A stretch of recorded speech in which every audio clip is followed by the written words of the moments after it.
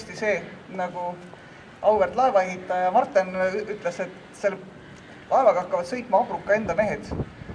Et väga hea meel on, et laevale nime valisid ka abruklased ise. Et oli väga erinevaid ja huvitavaid mõtteid, aga hääletamisel võitis saare ajalooline nimi Abro. Loodetavasti ka kõikidele külalistele tekitab see huvi saare ajaloo ja eluviisi vastu.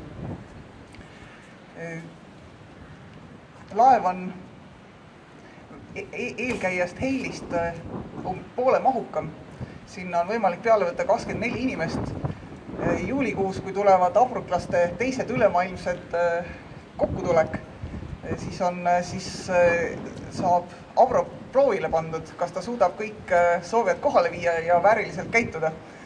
Aga kuna laevaehitaja kinnitusel on tegemist oivalise laevaga, siis ilmselt väga kahtlust selles ei ole.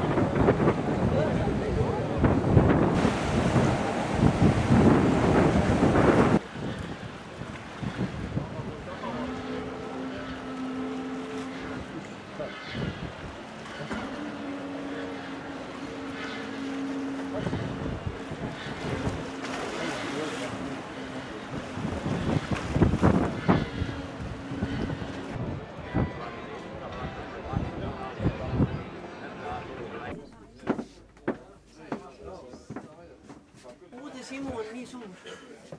Selle aasta üles.